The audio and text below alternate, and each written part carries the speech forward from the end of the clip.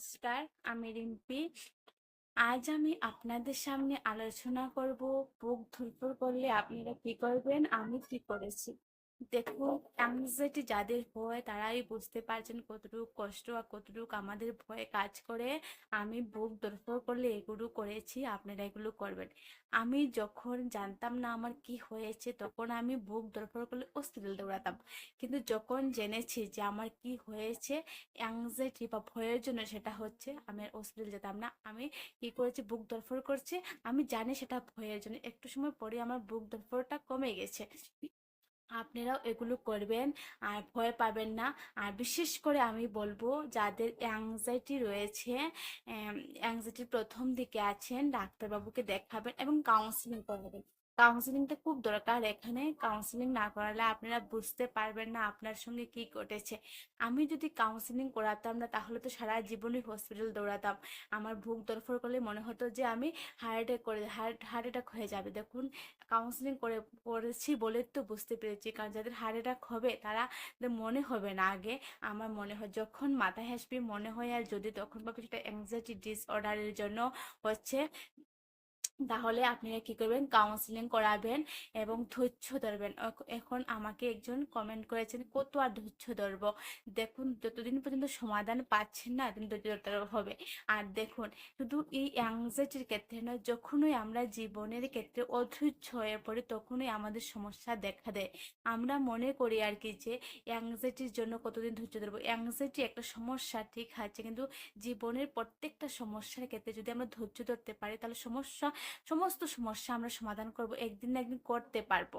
কিন্তু এই যে আমরা ধৈর্য ধরতে পারি না, অধৈর্য হয়ে যায় বলেই আমরা সেখান থেকে বের হতে দেরি হয়ে যায়। তবে 100% সবাই বের হয়ে যেতে পারবেন, যে পারবেন না এমন কিছু নয়। দেখুন, আমি অনেক কষ্ট করেছি, মানে আমি আপনাদেরকে বুঝাতে পারবো না আমি অ্যাংজাইটিতে সাফার কতটুকু করেছি। আমারই ভুল ছিল, এখানে আমার ভুল ছিল, কারণ আমি অনেকটা অধৈর্য হয়ে যেতাম। কিন্তু আমি যখন ওই অধৈর্য হতাম তখন আমার সমস্যাটা বেড়ে যেত। কিন্তু দেখুন, সমস্ত কিছু ঘাটাঘাটির মানে আপনি যত লাফালাফি করি না কেন, লাস্ট পর্যন্ত আমাকে স্থির হতেই হয়। যে স্থিরটা আমাকে 5 দিন কষ্ট করার পর হতো, সেটা আমি আজই যদি হয়ে যায়, 1 ঘন্টার মধ্যে হয়ে যায়, তাহলে আমাকে 5 দিন কষ্ট করতে হবে না। যেটা কি আমি কিছুক্ষণ পর বুঝতে হবে, সেটা এক্ষণ বুঝলে আমাকে কষ্ট কম হবে। আমি একজন অ্যাংজাইটি পেশেন্ট, রিকভার পেশেন্ট বা পেশেন্ট বলুন, হয়ে বলছি যে আমি অনেক বছর সাফার করেছি অ্যাংজাইটিতে।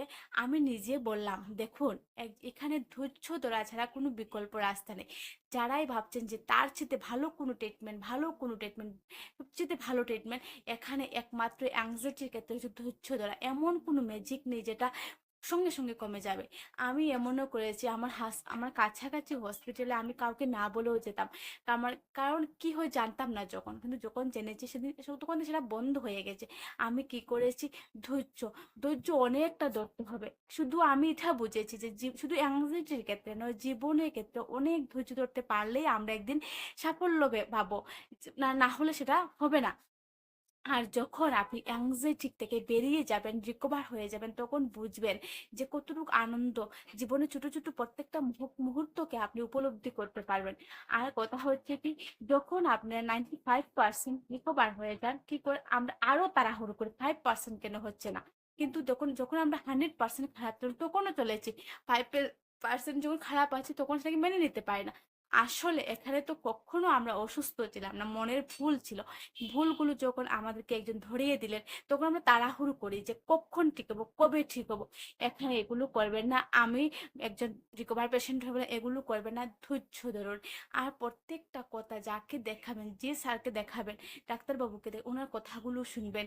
আর আরেকটা কথা বলি, যারা যারা মেডিসিন নেন তারা কখনো ডাক্তারবাবুর পারমিশন ছাড়া কোনোদিনও মেডিসিন ছাড়বেন না। ধীরে ধীরে ওনার কথা মতো ছাড়বেন, তখন দেখবেন একটা সময় আপনারা ভালো রেজাল্ট পাবেন। তবে বিশেষ করে কাউন্সিলিং করাবেন। কারণ দেখুন এখানে আপনার মনে হচ্ছে সব কিছু, কিন্তু মনে হয়, আমারও মনে হতো, মনে হওয়ার সঙ্গে সঙ্গে আমাদের সব কিছু বেড়ে যেত, অস্থিরতা ভয় বেড়ে যেত। কিন্তু মনে হয় এখন দেখুন তো, আমি যদি ঘরে ঘরে বসে বসে ভাবি আমি একটু বড় লোক হব, কিন্তু পারবো না। তাহলে আমাদের ভাবনাগুলো হচ্ছে কল্পনা করতে পারে, কিন্তু আমরা যদি কল্পনাকে যেটা কাজ করি তখন হয়তো আমরা বড় লোক হব। কিন্তু আমি যদি ঘরে বসে ভাবি বড় লোক হবো, তো কিন্তু হবো না। আমাকে কল্পনা না করে কর্ম করলে, আমাদের কাজ করলে, তখন আমরা কি করব, আমরা আস্তে আস্তে বড়লোক হতে পারবো। কিন্তু আমি যদি ঘরে বসে ভাবি বড়লোক থাকলে হলে কিন্তু হবো না। তার মানে আমাকে কি করতে হবে, কর্ম করতে হবে। আমরাও অ্যাংজাইটি থেকে ঘরে বসে বসে চাইলে বের হতে পারবো না। এখানে আমাদের চেষ্টা করতে হবে। কতদিন করতে হবে, যতদিন লাগুক লাগুক চেষ্টা আমাকে করতেই হবে। তবে অনেকজন বলেন, আমাকে মেসেজ করেন খুব জটিল। ঠিক আছে, যারা প্রথম দিকে আছেন তারা মানে মনে করছেন জটিল, কিন্তু যারা মোটামুটি রিকভার হয়ে গেছেন 70%, 80%, আপনারা কমেন্ট করুন তো, এতটাই কি কষ্ট? এতটাও কষ্ট নেই। আমরা যত সেটাকে ভাববো, যত জটিল করে ভাববো, তত আমাদের আরো বাড়বে। তাহলে যা হচ্ছে হোক, যা হবে দেখা যাবে, মেনে নিন। মেনে নেওয়া সবচেয়ে উত্তম, আমি মনে করি বুদ্ধিমানের কাজ। কারণ এখানে আর শর্টকাট কোনো রাস্তা নেই। আমি সব কিছু করেছি, অ্যাংজাইটিতে আমি সব কিছু করেছি। আমি 12 জনের অধিক ডাক্তারবাবুকে দেখিয়েছি, অনেক কিছু করেছি। লাফালাফি করে এখানে লাভ নেই।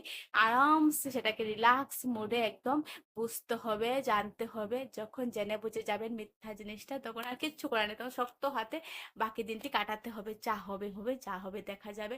দেখুন আমার কথাগুলো হয়তো আপনাদের একটু সময় ভালো লাগবে, ভিডিও যখন দেখবেন তখন ভালো লাগবে, কিন্তু একজনকে দেখাতে হবে, একজন কাউন্সিলরকে দেখাতে হবে। কাউন্সিলরকে দেখান, উনি ভালো করে আপনাকে বুঝিয়ে দেবেন। আমার আমি একজন ডাক্তারবাবুকে পেয়েছিলাম, উনি আমার কাছে ভগবান ভগবান। উনি আমাকে খুব সুন্দর করে বুঝিয়েছেন। আমি ওনার কাছে চিরকৃতজ্ঞ। উনি খুব সুন্দর করে আমার কাছে বুঝিয়েছেন। আমি সুস্থ হয়েছি। আমি আজকে যে আপনাদের সামনে কথা বলছি, সেটা ওনার দয়ায়। আমি ওনার কথাগুলো বিশ্বাস করুন। আপনারাও আপনার কাছাকাছি একজন কাউন্সিলরকে দেখান। দেখালে দেখবেন ঠিক আপনারাও বেরিয়ে যেতে পারবেন। উনার কথাগুলো শুনবেন, উনি কি বলছে। উনি তো আর আপনাকে দেখবেন না আপনি কি করছেন, কিন্তু উনার কথাগুলো মানার চেষ্টা করুন। পারবেন না, কষ্ট হোক, কষ্ট সবার কষ্ট, আমিও খুব কষ্ট পেয়েছি। কিন্তু একটা সময় মনে হবে ওনার কথাগুলোই ঠিক। আপনার সঙ্গে সঙ্গে মনে হবে না যে ওকে দেখাবেন কথাগুলো ঠিক, কিন্তু একটা সময় মনে হলো ওনার কথাগুলো খুব ঠিক, ওনার কথাগুলো মানলেই ভালো। ওনার কথা ছাড়া, যেমন আপনি আপনার নিজের মতে চললে হবে না। আপনি নিজের কল্পনা যেটা করছেন সেটাকে সত্যি ভাবেন, সারা জীবন কল্পনাই করবেন, অস্থিরতাই করবেন, কিন্তু আপনি মরবেন না। ডাক্তারবাবুকে দেখালেও মরবেন না, না দেখালেও মরবেন না। কিন্তু কি করতে, কল্পনা মনের মতো করলে হবে না, ওনার কথাগুলো মানতে হবে। আর দেখুন আস্তে আস্তে আস্তে আস্তে দেখুন ঠিক হয়ে যাবেন। এটা আমি যতটুকু বুঝেছি, এখানে কেউ থাকবে না ফেসে, কেউ থাকবে না, সবাই একদিন না একদিন বেরিয়ে যাবেন। আর কেউ সবাই সুস্থ স্বাভাবিক জীবন কাটাচ্ছে না, কিন্তু আমরা মনের ভুল যেটা, এটাকে একটু বুঝতে হবে। সব ঠিক, কিন্তু দেখুন আমরা কিভাবে আমরা মারা যাব, কিন্তু কোনোদিনও কেউ এখানে মারা যাবেন না। আমি সবচেয়ে বড় অভিজ্ঞতা, কারণ আমি 5 বছর ভেবেছি মরে মারা যাব, এখনো মারা যায়নি, পাগলও হয়নি, আপনাদের সামনে কথা বলছি। তাহলে এখানে জিনিসটাই জিরো। তাহলে কি করতে হবে, আমাদের বুঝতে হবে, একটু নিজেকে বুঝাতে হবে, যাকে দেখাবে ওনার কথাগুলো শুনতে হবে। ধীরে ধীরে ধীরে ধীরে সেখান থেকে বেরিয়ে যেতে পারবেন। যারা যারা আমার এই চ্যানেলকে সাবস্ক্রাইব করেছেন তাদের অসংখ্য ধন্যবাদ। যারা করেননি অনুরোধ করব করবেন, পাশে থাকবেন, সাপোর্ট করবেন। নমস্কার।